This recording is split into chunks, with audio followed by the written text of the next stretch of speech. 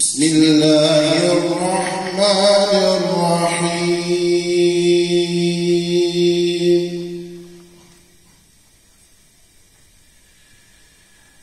إن في خلق السماوات والأرض واختلاف الليل والنهار لآيات لأولي الألباب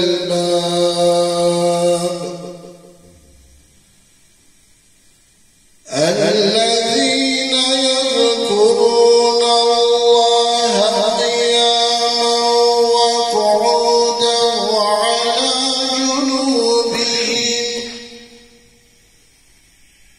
وعلى جنوبهم ويتفكرون في خلق السماوات والأرض ربنا ما خلقت هذا باطلا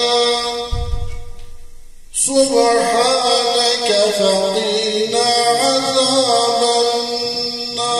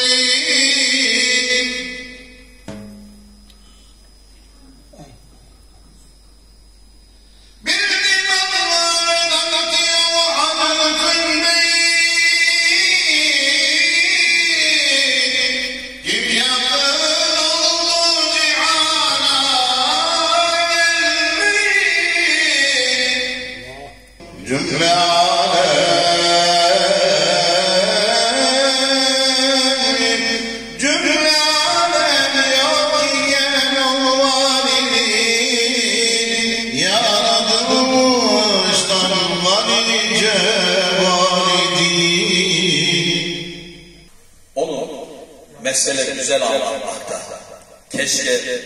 Keşke ahlakımız onu şöyle çok güzel anlatsa, edebimiz, iffetimiz onu daha güzel anlatsa keşke.